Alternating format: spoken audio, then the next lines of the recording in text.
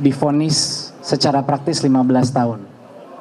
Karena saya dituntut uang pengganti 809 miliar yang saya tidak punya. Mereka tahu itu. Dari laporan hasil kekayaan saya di akhir saya menjabat, saya tidak punya uang sebanyak itu dalam bentuk apapun. Itu artinya saya divonis 15 tahun. 809 miliar itu tidak pernah menyentuh saya sekalipun.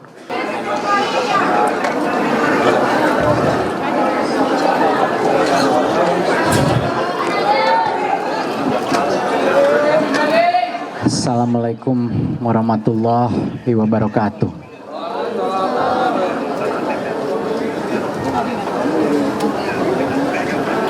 Hari ini kita menanyakan pertanyaan sangat besar kepada sistem hukum kita. Kita menanyakan apakah kebenaran, apakah keadilan masih ada artinya. Dan hari ini terjawab. Semua fakta-fakta pengadilan diabaikan. Saya divonis 10 tahun plus 5 tahun jadinya 15 tahun.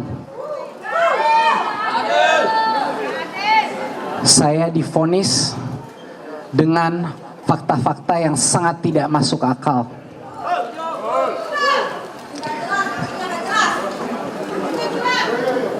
Saya mendengarkan para hakim-hakim berbicara, tapi keempat hakim yang memvonis saya 10 tahun bersalah itu tidak bisa melihat saya ke mata saya langsung.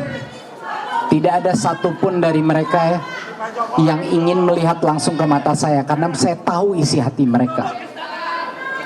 Mereka tahu saya tidak bersalah. Tetapi kebenaran keluar dari satu hakim yang punya keberanian untuk mengutarakan apa yang sebenarnya menjadi fakta-fakta persidangan. Ada satu dissenting opinion, Hakim Andi, yang telah membeberkan kebenaran secara lugas dan menyebut saya harus bebas tanpa syarat.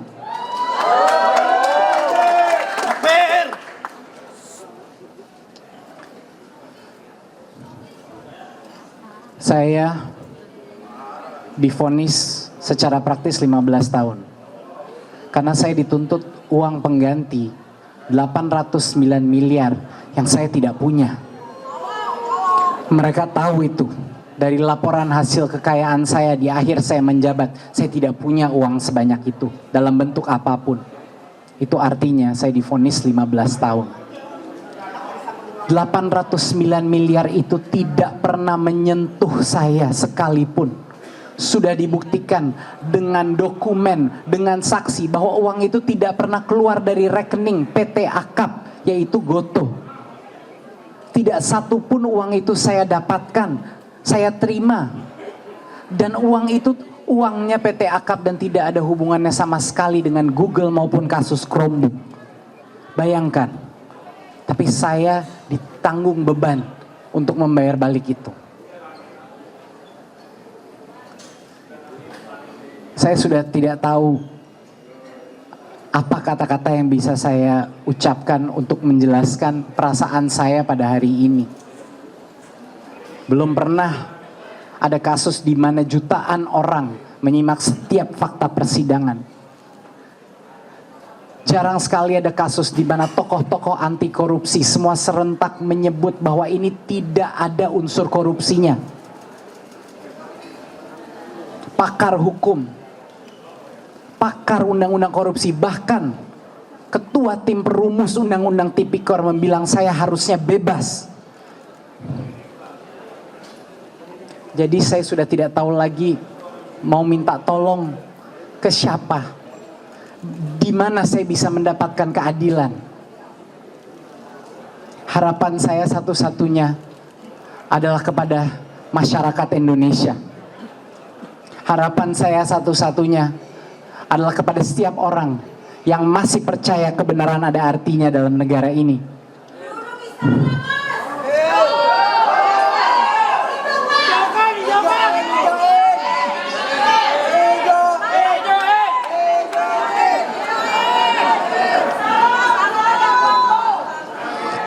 telah berjuang selama 1 tahun ini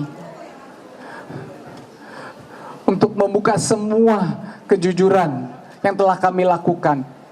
Semua niat baik yang telah saya dan tim saya lakukan di masa kementerian sudah kita jelaskan. Tapi seolah-olah tidak ada artinya. Mana keadilan? Allahu Akbar. Allahu Akbar. Saya tentunya akan terus berjuang demi anak-anak saya, demi keluarga saya, demi seluruh negara Indonesia yang saya masih cintai.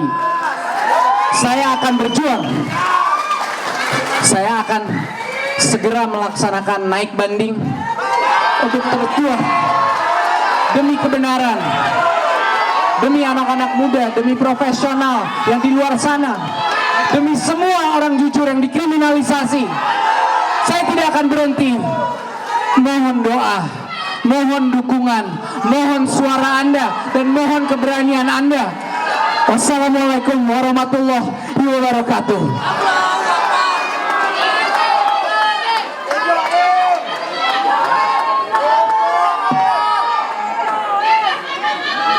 Assalamualaikum warahmatullahi wabarakatuh. Baru saja kita menyaksikan pengadilan proses putusan terhadap Nadiem Anwar Makarim. Saya percaya bahwa putusan ini bukan cerminan penegakan hukum dan sistem pengadilan di Indonesia. Jangan sampai keagungan pengadilan dan hukum di Indonesia dikotori oleh ulah dari beberapa oknum saja. Jelas dari apa yang kita saksikan tadi, banyak sekali keanehan yang dipertontonkan. Beberapa kali di dalam proses pembelaan kami sudah menyampaikan alat-alat bukti yang kemudian tadi secara jelas diingkari keberadaan bukti tersebut, yang apabila alat bukti tersebut dijadikan pertimbangan maka tidak akan ada putusan terhadap Nadiem Anwar Makarim yang menyatakan Anwar Nadiem Makarim bersalah melakukan tindak pidana korupsi. Tapi dengan sengaja alat bukti tersebut tidak mau dipertimbangkan dengan alasan tidak pernah diperlihatkan di dalam pengadilan. Kita bisa putar di dalam proses persidangan, ada rekamannya, semua alat bukti itu ada. Dan terhadap tindakan ini maka kita akan menempuh jalur hukum sesuai dengan apa yang diatur di dalam perundang-undangan mengenai adanya obstruction of justice, menghalang-halangi keadilan. Jadi kami akan melakukan tindakan hukum tersebut. Yang kedua, jelas tadi kami tidak diberikan pertimbangan untuk merespon putusan sebagaimana di dalam proses persidangan yang biasa. Kita tidak diberikan kesempatan untuk menyampaikan banding di dalam persidangan. Ini juga sesuatu yang perlu dicatat. Tetapi percayalah, ini bukan potret penegakan hukum di Indonesia yang sebenarnya. Ini hanya orang-orang tertentu saja. Ya. Jadi tetap percayalah kepada penegakan hukum di Indonesia, karena kita akan proses, kita akan lakukan respon terhadap putusan ini, kita akan ajukan banding, dan kita akan lakukan tindakan hukum yang seharusnya untuk menegakkan keadilan. untuk melawan tindakan-tindakan yang merintangi keadilan. Karena kita diberikan hak oleh undang-undang untuk mempertahankan keadilan, mengungkapkan kebenaran. Terima kasih. Baiklah, terima kasih kawan-kawan. Pertama-tama kami mengapresiasi untuk Hakim Andi Saputra karena tadi secara cerdas dan jelas beliau menyampaikan dissenting opinion yang betul-betul masuk di akal sehat. Masuk di akal sehat. Kita apresiasi hakim seperti Andi Saputra dan semoga hakim-hakim seperti ini bisa banyak ke depannya. Kawan-kawan sekalian, perlu diketahui bahwa tadi ada dua dakwaan pokok, dakwaan primer dan dakwaan subsidiar. Untuk dakwaan primer tadi dinyatakan tidak bersalah, tidak terbukti, sedangkan dakwaan subsidiar dinyatakan terbukti. Nah, di dakwaan subsidiar dinyatakan terbukti karena menurut hakim ada kepentingan Pak Nadiem selaku terdakwa dengan pihak Google. Padahal perlu diingat, sejak awal di persidangan ini kita sudah menunjukkan fakta-fakta tidak ada kepentingan tersebut. Dengan apa? Dengan niat baik kita menghadirkan saksi dari Google. Bahkan kalau dikatakan ini adalah kepentingan, seharusnya Google sudah dari awal sebagai saksi oleh jaksa, tapi tidak pernah dihadirkan. Malah kami yang menghadirkan, dan Google sudah menjelaskan semua, itu adalah semua proses bisnis yang biasa. Tadi Hakim Andi Saputra juga sudah menjelaskan seperti itu. Perlu jadi garis bawah, ini akan jadi presiden jelek buat negara kita kepada menteri-menteri yang swasta. Ini yang ingat ya, akan jadi presiden jelek bagi menteri-menteri yang swasta. Kalau Anda nanti sebagai pengusaha atau sebagai pihak swasta yang tiba-tiba jadi menteri, jangan coba-coba Anda melakukan kegiatan yang ada kaitan-kaitan dengan masa lalu Anda. Maka akan kena pidana. Ini jeleknya putusan ini. Jadi putusan ini tidak hanya terkena kepada Pak Nadiem, tapi akan terkena kepada menteri-menteri yang sekarang lagi menjabat. Ini akan jadi presiden yang jelek. Itu yang pertama. Lalu yang kedua, sudah disampaikan oleh Pak Dodi, kami sudah mengulangi berkali-kali, jangan sembunyikan fakta-fakta persidangan, karena kami punya bukti-buktinya. Tadi hakim dengan terang benderang mengatakan bahwa buktinya tidak ada. Loh, selama ini sidang dia kemana? Apa mereka tidur? Bukti bahwa adanya surat jaminan mutlak disampaikan secara tegas oleh Ketua LKPP. Dan semua vendor-vendor itu mengatakan dalam persidangan ini. Dan ketika kami mintakan bukti itu, jaksa, karena ini bukti dipegang oleh jaksa, jaksa mengatakan entar sok, sampai akhir persidangan dia tidak serahkan bukti itu. Berarti kan salahnya ini siapa? Siapa yang menyembunyikan bukti? Tapi bahwa surat jaminan itu ada, sudah dikatakan oleh saksi yang hadir di persidangan. Jadi ini betul-betul merupakan manipulasi terhadap fakta persidangan. Begitupun dengan tadi yang disampaikan tentang uang pengganti. Ini betul-betul tidak masuk di akal.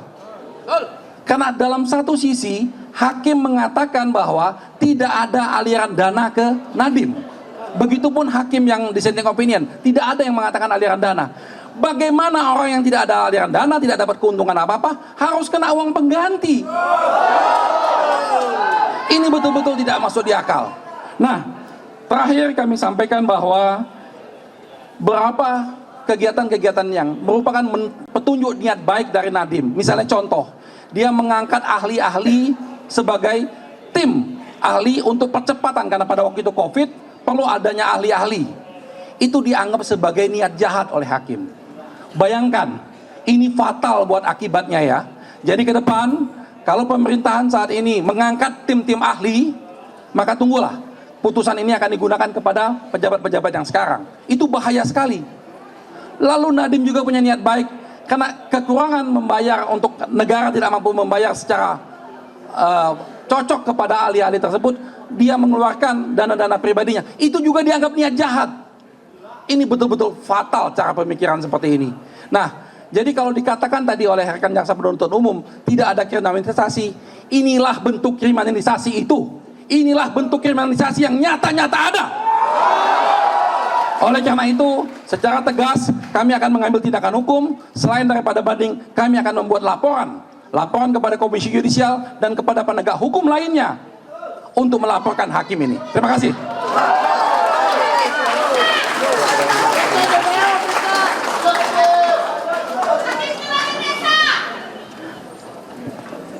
Saya ingin hanya menutup preskon ini dengan ucapan terima kasih yang sebesar-besarnya dari dalam hati saya.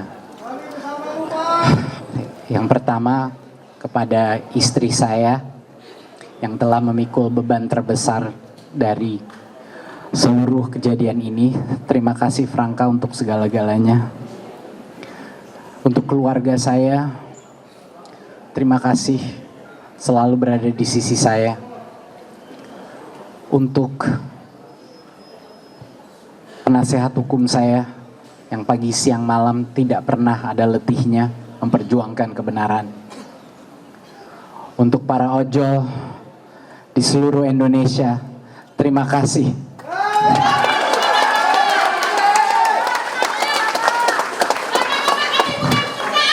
Kami bersamamu. Salam satu aspal.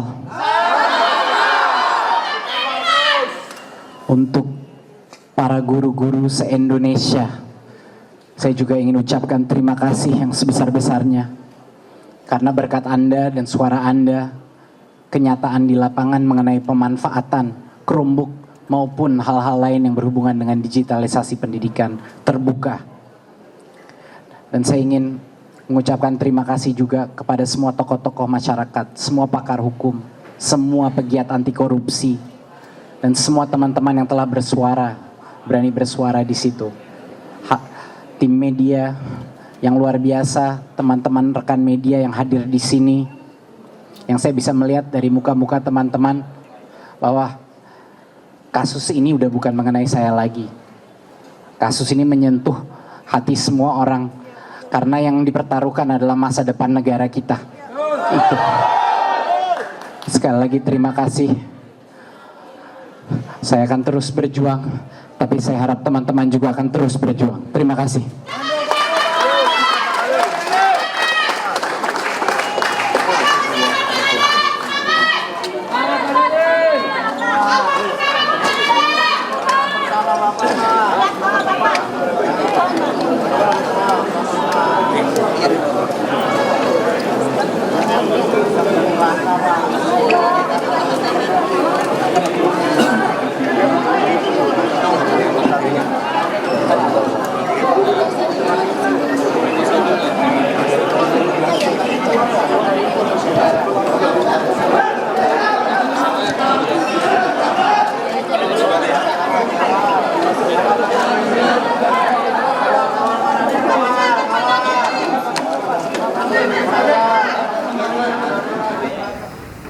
Ya, pemirsa, baru saja kita simak pernyataan dari Nadiem Makarim dan juga penasihat hukum terkait dengan keputusan yang sudah disampaikan di persidangan ataupun sidang vonis hari ini, dan Nadiem menyatakan akan mengajukan banding.